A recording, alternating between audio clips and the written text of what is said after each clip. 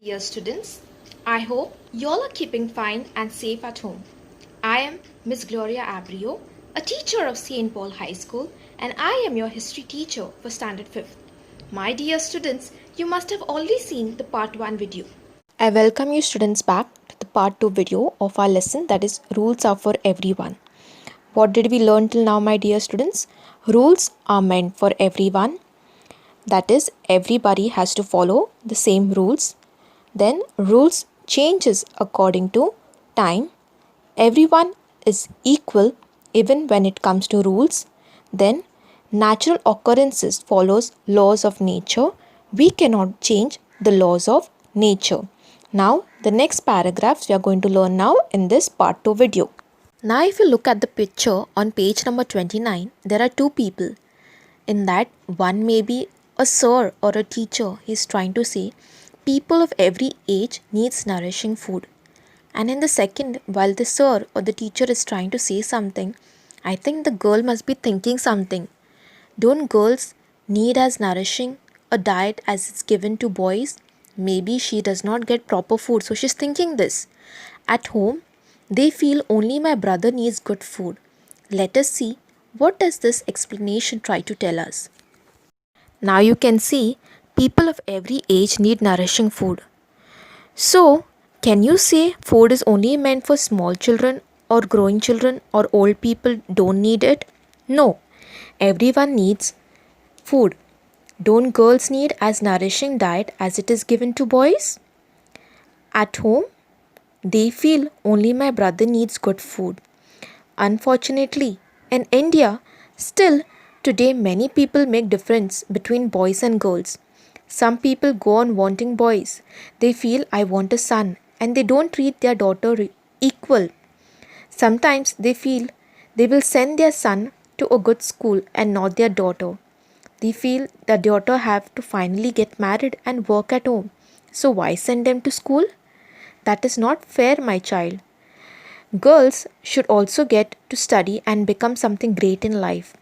They also should be able to be independent. Both should be treated equally, given equal food to both of them. Sometimes, in some places, they say he is a boy or he is a man. He works really hard, so he needs more food. So, sometimes, what the mother does, my dear children, the mother gives only the boy or the man extra food, and only little food is given to the girl. Is that right, my dear children? No. Both boys and girls need equal nourishment, equal opportunities, and equal education. And even the way you treat them should be equal. Let us study now further. Let us see the further explanation. It is incorrect to discriminate between boys and girls. Discriminate means to make a difference, my dear students, between a boy and a girl. We say, oh, he's a boy now, he needs to go to school, he needs to study better, he will become something in his life, then he'll earn. And when he earns, he'll look after the family. But what is the use of a girl? She has to just get married and stay at home, right? And do all the work. So, why to treat her well? Let her be at home only. So, this is a discrimination, my dear child. You should not discriminate between a boy and a girl. It is unjust, means not fair. To deprive. Deprive means to prevent somebody. It is unjust to prevent girls of good food or to prevent them from going to school. Is it right, my dear child, that if only you send the boy to the school and not the girl? My dear students, even girls need equal opportunities, equal education, just as we are giving it to boys. Now you must have seen there are so many people, great people in this world, doctors, scientists, pilots, teachers. Who are they, my dear students? They are also a girl. So we should not create a difference between a boy and a girl. Just as you give importance to a boy, in the same way we should give the equal importance to a girl. Treat her in the same way. Such injustice can also be seen with respect to other section of society. See certain rules that needs to be followed.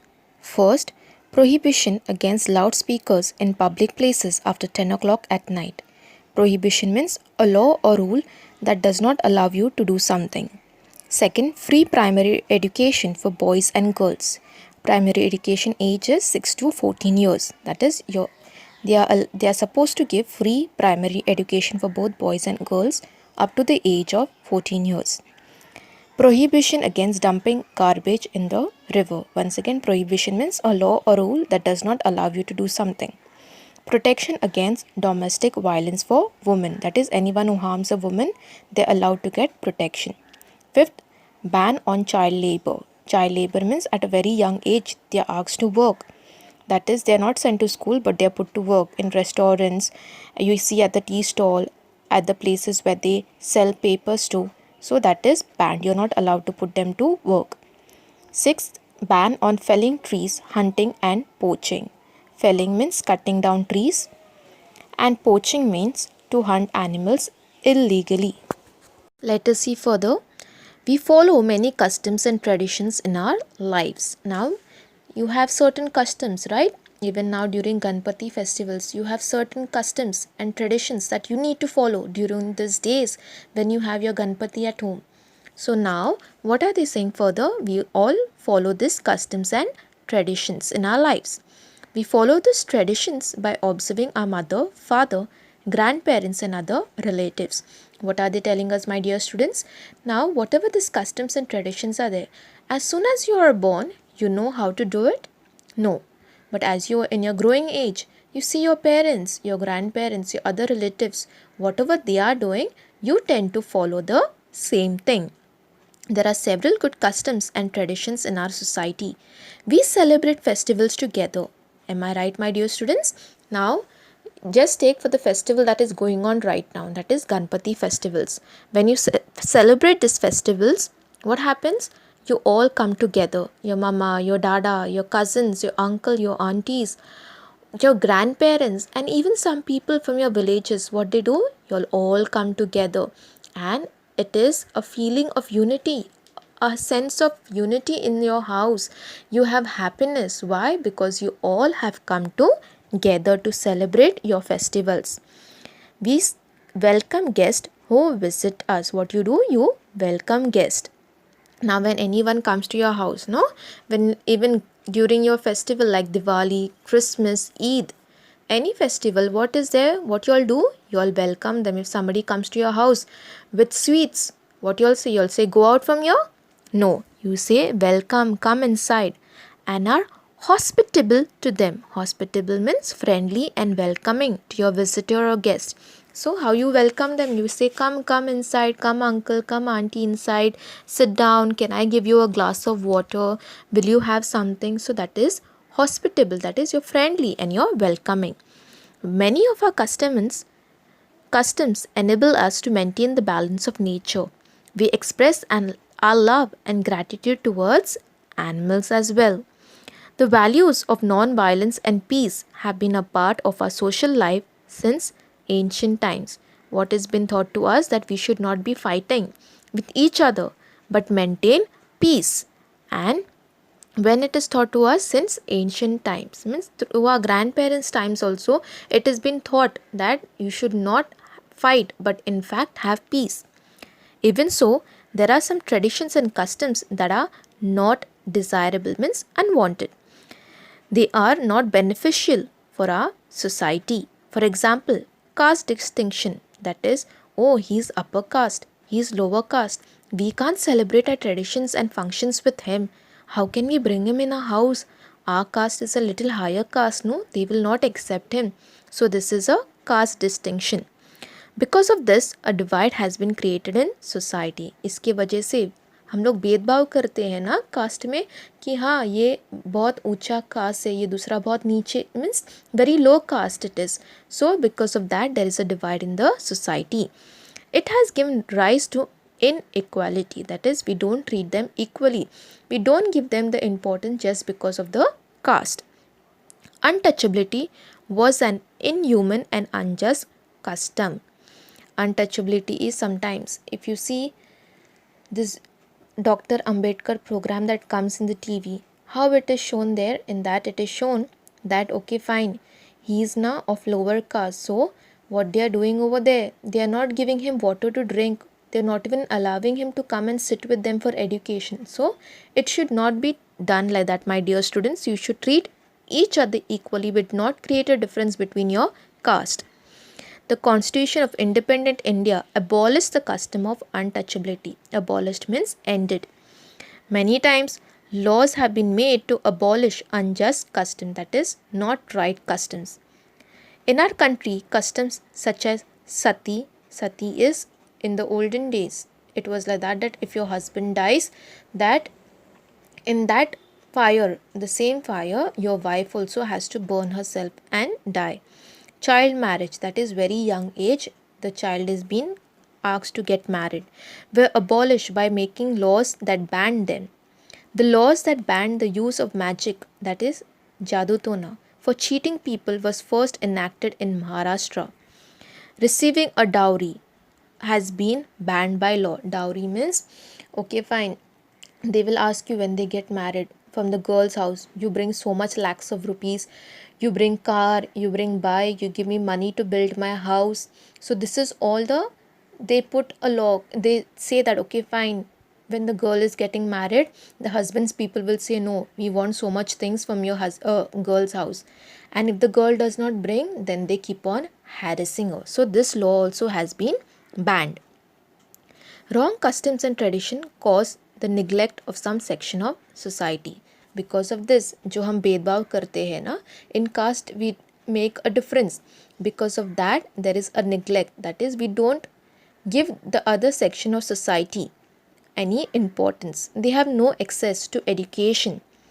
They are not allowed to get educated. We say, Arey, he's from this caste, little lower class. So we cannot bring him in our school. We cannot allow him to get educated.